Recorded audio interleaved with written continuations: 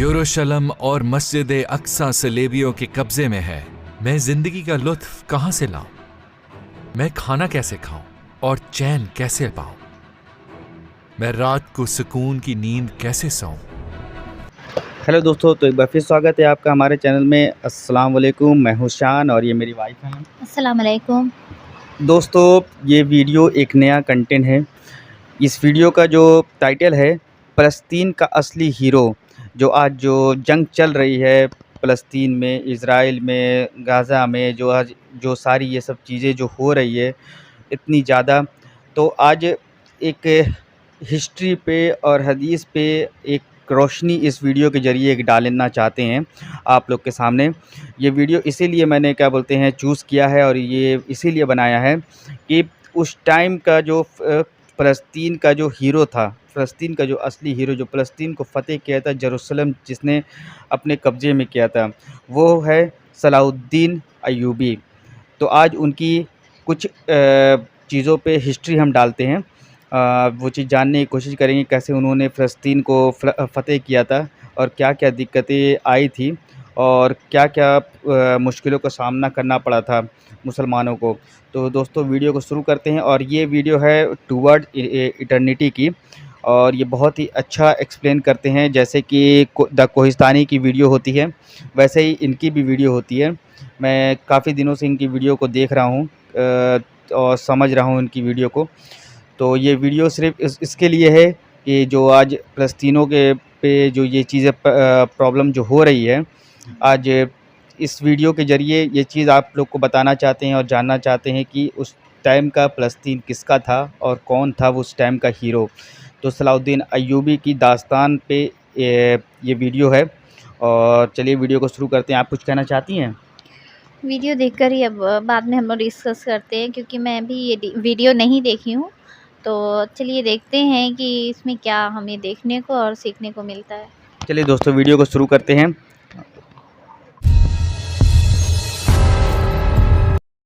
Salahuddin Ayyubi, Saladin के नाम से मशहूर, एक बहादुर और मजबूत नौजवान की आवाज उभरती है। यरूशलेम और मस्जिद अक्सा सलेबियों के कब्जे में है। मैं जिंदगी का लुत्फ कहां से लाऊं? मैं खाना कैसे खाऊं और चैन कैसे पाऊं? मैं रात को सुकून की नींद कैसे सोऊं? तैयार हो जाएं। हम एक ऐसी कहानी शेयर करने वाले हैं जो हम सब में नया जज्बा जगा देगी। एक सच्चे इस्लामी हीरो, मस्जिद अक्सा के मुहाफिज, खादिम अल हरमैन, यरूशलेम के फातेह, अल मलिक अबू अल मुज़फ़्फ़र सलाहुद्दीन अय्यूबी की कहानी। इस वीडियो के लिए भरपूर रिसर्च की गई है, जिसमें स्क्रिप्ट राइटिंग, वॉइस ओवर और वीडियो एडिटिंग शामिल है। हम इश्तेहारात से पाक एक फिलाही चैनल हैं। हक की इशाअत के लिए मुखलिस रज़ाकारों की एक टीम काम कर रही है। अगर आप हक को फैलाने में हमारा साथ देना चाहते हैं तो आप भी हमारे चैनल को सब्सक्राइब करके हमारे मिशन का हिस्सा बन सकते हैं।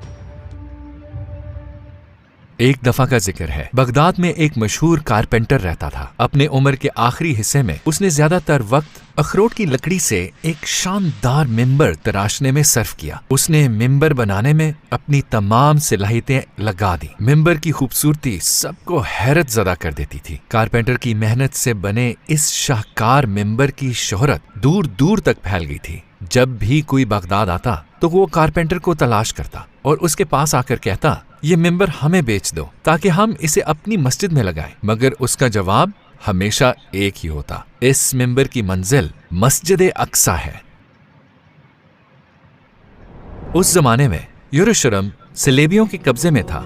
सलेबियों को पोप और यूरोप की मुसलसल सपोर्ट हासिल थी।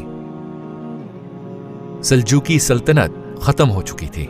अनातोलिया और मेसोपोटामिया कई छोटी इस्लामी रियासतों में बट गई थी और वो आपस में मुसलसल झगड़ती रहती थी। मिस्र में बातनिया फातमी फिरका बन गया था, जिसने मुसलमानों को अंदर से कमजोर कर दिया था। इन चैलेंजेस के बायस यरूशलेम वापस लेना मुसलमानों के लिए सिर्फ एक ख्वाब था, ऐसा ख्वाब जो हकीकत से बहुत दूर था। इसके बावजूद कारपेंटर पूरे एतमाद के साथ सबको यही जवाब देता रहा। मुझे यही काम आता है। मैं कारीगर हूँ, मैं मिंबर तराशता हूँ। काश किसी दिन कोई बहादुर मुसलमान उठे और यरूशलेम आजाद करवाए तो ये मिंबर अपनी असल जगह पहुंच जाए। उस मिंबर की शोहरत तकरीबन हर शहर में पहुंच गई थी। जब लोगों में इसकी बेमिसाल खूबसूरती की बातें होने लगी तो 7 या 8 साल के एक छोटे बच्चे ने भी ये दास्तान सुनी। वो छोटा लड़का सलाहुद्दीन अय्यूबी था। मिंबर की दास्तान सुनते ही एक अज़म उसके जहन में हमेशा के लिए नक्श हो गया। यरूशलेम ईसाइयों से वापस लेना है और मिंबर उसकी असल जगह पहुंचाना है। इराकी शहर तकरीत में पैदा होने वाले सलाहुद्दीन अय्यूबी के वालिद कुर्दिश और वालदा तुर्किश थीं। फौजी ट्रेनिंग में दिलचस्पी के बावजूद उन्होंने पहले दीनी तालीम को तरजीह दी। उन्होंने लॉजिक, फिलॉसफी, सोशियोलॉजी, फिक्र, तारीख, आर्ट्स और साइंसेस के मज़ामीन में भरपूर इल्म हासिल किया। सलाहुद्दीन ने अपनी तालीम दिमिश्क के हदीस यूनिवर्सिटी में हासिल की। मुसलमान उन्हें एक मिसाली सुल्तान समझते थे, जबकि सलेबी उन्हें एक सच्चे इस्लामी हीरो की नजर से देखते थे। मशरिकी और मगरबी दोनों तारीख दानों ने अपनी किताबों में उनकी तारीफ की है और सब ने मुतफिक्का तौर पर उन्हें एक नेक, रहम दिल, खुशबाश, बाहिम्मत और बहादुर जंगजू बयान किया है। जब इस बाकमाल शख्स की उम्र 26 साल हुई तो उन्होंने अपने चचा शेरको के साथ रियासत में कई जिम्मेदारियां संभाल ली। सलाहुद्दीन जैसे जैसे बड़े हुए, यरूशलेम की फतेह के लिए तकदीर उनका रास्ता बनाती गई। आप पूछ सकते हैं कि कैसे? जंगी रियासत के सुल्तान नूरुद्दीन जंगी ने अपने ज़ेरे हुकूमत तमाम तुर्किश रियासतों को मुत्तहिद किया और एक जिज़वी इस्लामी इत्तेहाद कायम करके सलेबियों से कई शहरों को कामयाबी से वापस ले लिया। जब मिस्र की फातमी रियासत को बहरान का सामना था, तब यरूशलेम के सलेबियों ने अपना असरूर रसूख मिडिल ईस्ट में फैलाने की कोशिश की।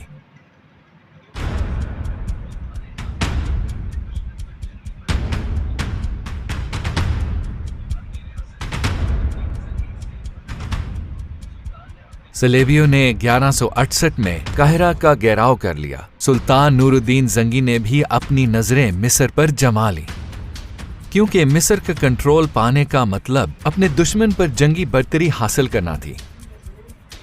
फातमी रियासत ने नूरुद्दीन जंगी से मदद तलब की। सुल्तान ने अपने कमांडर्स शेरको और सलाहुद्दीन को रवाना किया।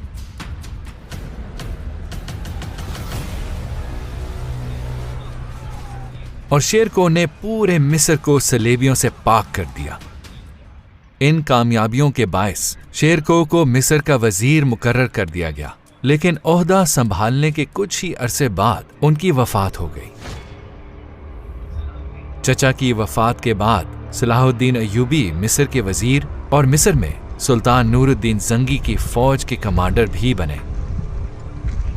31 साल की उम्र में उन्होंने रियासत के वली और मिस्र के वजीर के ये दोनों अहम ओहदे एक साथ निभाए। सलाहुद्दीन ने मिस्र का कंट्रोल पाने के बाद अपनी और तुर्की के खिलाफ मुजाहमत करने वालों यानी फातिमी और उनके साथ देने वाले सलेबियों और बाज़ंतीनियों का मुकाबला शुरू किया।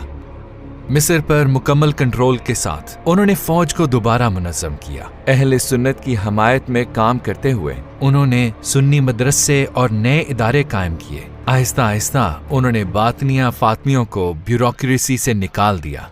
आखिरकार 1171 में नूरुद्दीन जंगी के हुक्म पर उन्होंने बातनिया फातमी की हुकूमत को खत्म कर दिया।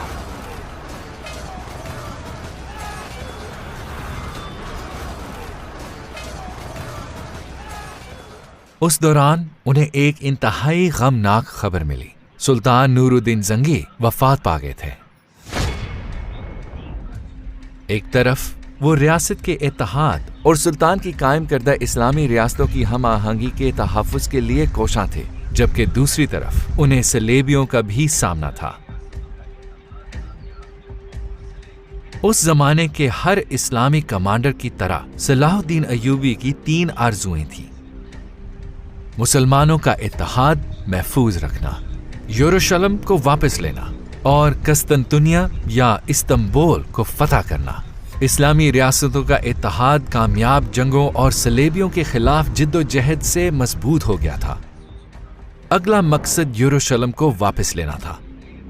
काजी बहाउद्दीन इब्न शद्दाद यरूशलेम के लिए सलाहुद्दीन अय्यूबी की मोहब्बत और उमंग को इन अल्फाज में बयान करते हैं। यरूशलेम के लिए उनके गम और दुख का बोझ इतना ज्यादा था जिसे पहाड़ भी ना उठा पाते। यूं महसूस होता जैसे कोई माँ अपने खोए हुए बच्चे के लिए गमज़दा हो। वो अपने घोड़े पर सवार होकर निकलते और मुसलमानों को यरूशलेम की आज़ादी की खातिर जिहाद के लिए बुलाते।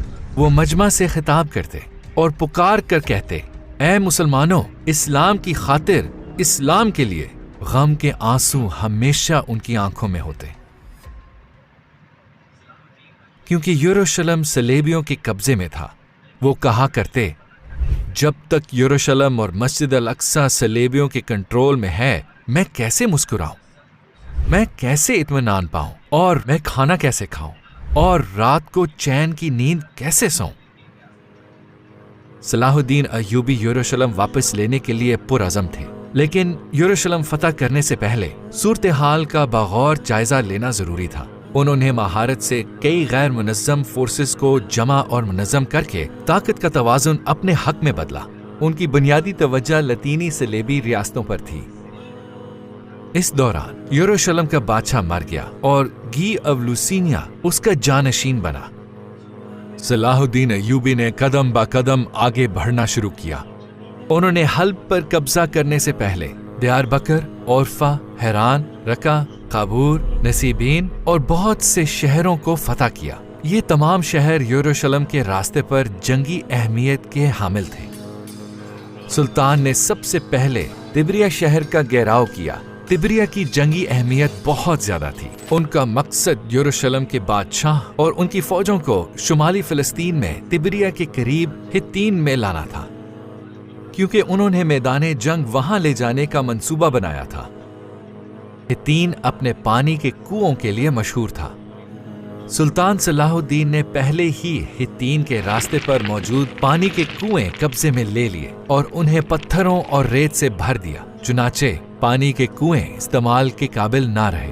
बादशाह और उसकी फौज हित्तीन में पहुंची तो वो कुओं को उस हाल में देखकर सख्त मायूस हो गए। पूरी फौज सहरा की सख्त गर्मी में प्यास और थकन की शिद्दत के साथ जंग लड़ने पर मजबूर थी।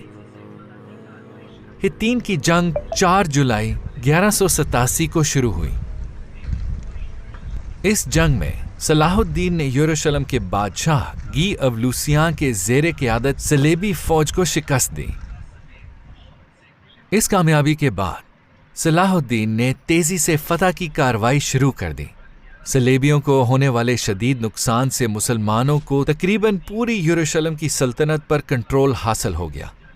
उन्होंने अक्का, तिब्रिया, इस्कलान, नाबलस, रमल्ला और गजा समेत बहुत से किले फतह किए। चंद ही हफ्तों में 20 सितंबर 1187 को सुल्तान ने यरूशलेम का घेराव किया। मंजनीक से शहर की दीवारों पर गोलाबारी की गई। जल्द ही शुमाल मशरकी दीवार कमजोर पड़ गई। मंजनीकें वहां लगाई गईं। कुछ देर बाद दीवार मुकम्मल तौर पर तबाह हो गई। सलेबियों ने घेरा तोड़ने की कोशिश की लेकिन कामयाब ना हो सके। ये जाहिर था कि वो ज्यादा देर शहर पर कंट्रोल कायम नहीं रख पाएंगे। उन्होंने सलाहुद्दीन अय्यूबी से महफूज रास्ता तलब करते हुए अपनी जान बख्शी। फसलों की हिफाजत, घरों के तहफ़्फ़ुज़ और मुसलमान कैदियों की रिहाई के लिए ताउन की पेशकश की। सुल्तान सलाहुद्दीन ने इन शराइत को कबूल किया क्योंकि वो मुसलमान कैदियों का तहफ़्फ़ुज़ यकीनी बनाना और जंग को तूल देकर मजीद हलाकतों से बचाना चाहते थे। आखिरकार वाक़े महराज के मुक़द्दस मौके पर 27 रजब 832 हिजरी मुताबिक 2 अक्टूबर 1177 को जुमादुल मुबारक के दिन यरूशलेम वापस ले लिया गया। सलाहुद्दीन अय्यूबी की कामयाबी सिर्फ फौजी निज़ाम तक महदूद न रही, बल्कि उनकी कामयाबी से एक मुनज़्ज़म और तरक्की याफ्ता रियासत का सूरज तलू हुआ। उनकी क़यादत में बेशुमार मदरसे, हस्पताल और मस्जिदें तामीर हुईं। ये इस्लामी दुनिया में इल्म के अरूज का ज़माना था। उस वक्त के उलमा को सलाहुद्दीन अय्यूबी के ज़ेरे कंट्रोल इलाकों में बुलाया गया। उलमा को अपना ताउन पेश करते हुए उन्होंने शानदार अलमी तरक्की की राह हमवार की। उस ज़माने में उलमा और तलबा ने कई किताबें लिखीं। अपनी तर्ज हुकूमत की बदौलत वो अपने बाद आने वाले कई हुक्मरानों के लिए रोशनी के मीनार बने। इस्लाम के इस अजीम सिपाही ने 4 मार्च 1193 को दिमिश्क में वफात पाई। उनकी वसीयत के मुताबिक वफात के बाद उनका कफन एक नेज़े पर बांध के लोगों के सामने लाया गया और उसके साथ दिमिश्क की गलियों में ये अल्फाज गूंजते रहे, ऐ मुसलमानों, ऐ लोगो, मिस्र, यमन, शाम, फिलिस्तीन, यरूशलेम का फातेह सुल्तान सलाहुद्दीन आज इस कफन के सिवा दुनिया से कुछ नहीं ले गया। इससे इबरत पकड़ो और दुनिया के धोखे में मत आओ। उनकी जिंदगी का एक मकसद था और उस मकसद ने उन्हें जिंदा रखा। उन्होंने बताया कि एक मुसलमान की जिंदगी का मकसद कैसा होना चाहिए। उनके सीने में धड़कता दिल अल्लाह की मोहब्बत से सरशार, दुनिया में इंसाफ के क़याम का तलबगार और इस्लाम के हुस्न को नाआशना लोगों तक पहुंचाने का आरज़ूमंद था। यरूशलेम की फतह इस्लाम के हुस्न से आशना इस शख्स के हिस्से में आई। तो आखिर हम इस फतह से महरूम क्यों हैं? क्योंकि हमें पहले खुद को बदलना होगा। हमारी ख्वाहिशात का मरकज ये दुनिया है, हमारे ख्वाब दुनियावी ख्वाब हैं और हमारे मकासद दुनियावी मकासद हैं। हमें मुखलिस होना पड़ेगा। हम में से ज्यादातर लोग अपने और अपने आराम के मुतालिक सोचते हैं। हमें अपना जायजा लेना होगा और वो दिल पाना होगा जो अल्लाह के लिए धड़के। हमें इस्लाम के लिए बुलंद मकासद अपनाने होंगे। तो दोस्तों, ये थी इस्लाम के the great leader Salahuddin Ayyubi की हिस्ट्री। बचपन से ही मतलब कि वो जेरूसलम को फ़तह करना चाहते थे। मतलब उनकी एक ये जुनून था ये, और ये जुनून अल्लाह से की तरफ से दिया हुआ था। हाँ, बेशक ये जुनून अल्लाह की तरफ से दिया गया होता, और बचपन से ही उनके अंदर ये जुनून था, और आखिर में उन्होंने ही जेरूसलम को, फ़लस्तीन को फ़तह की थी। और लास्ट में उन्होंने ये कहा कि मैं बादशाह जेरूसलम जो मतलब कि जो उन्होंने फ़तह किए थे, उन सब के अलावा सिर्फ़ उनके पास एक कफ़न है जो वो लेके जा रहे हैं। ये चीज़ें बहुत बड़ी इबरत है दोस्तों हम मुसलमानों के लिए। और ये कहानी है एक बहुत ही ग्रेट लीडर सलाहुद्दीन अय्यूबी की। जिस तरह से हम इस्लाम और हदीस में एक ग्रेट लीडर जो इससे पहले हमने वीडियो बनाई थी, क्या नाम था, खालिद बिन वलीद, उनके बाद ये सलाहुद्दीन अय्यूबी एक ग्रेट लीडर हैं। इनकी भी क्या बोलते हैं एक वैल्यू रहते है इस्लाम में। ये थी हज़रत सलाहुद्दीन अय्यूबी की हिस्ट्री और उन पे की गई डॉक्यूमेंट्री। अच्छा, इनकी एक डॉक्यूमेंट्री बनी हुई है, एक इनके लिए एक मूवी बनी हुई है जिसमें एकदम अच्छे से दिखाया गया है कि सलाहुद्दीन अय्यूबी बचपन से जो कि उनके अंदर जुनून था जेरूसलम फ़तह करने की, और कैसे-कैसे उन्होंने कौन-कौन सी लड़ाइयाँ लड़ी और फिर जेरूसलम को फ़तह किया, और फिर उसमें उनकी वफ़ात भी दिखाई गई है। उस डॉक्यूमेंट्री को इंशाअल्लाह कभी न कभी हम लोग फिर उस पे रिएक्ट ज़रूर करेंगे, उसको लेकर आएँगे। तो इस वीडियो का मकसद दोस्तों यही था कि जो आज फ़लस्तीन और जो ये गाज़ा पे जो ये लड़ाइयाँ चल रही है, जो प्रॉब्लम हो रही है, इस फ़लस्तीन का असली हकदार जो फ़तह किया था लास्ट, वो सलाहुद्दीन अय्यूबी थे। ये बताना था इस वीडियो के ज़रिए। और इस वीडियो को ज़्यादा से ज़्यादा शेयर कीजिए, लाइक कीजिए, कमेंट कीजिए और अपनी राय ज़रूर इस वीडियो में दीजिए। तब तक के लिए मिलते हैं आपको नेक्स्ट वीडियो में। अल्लाह हाफ़िज़। अल्लाह हाफ़िज़।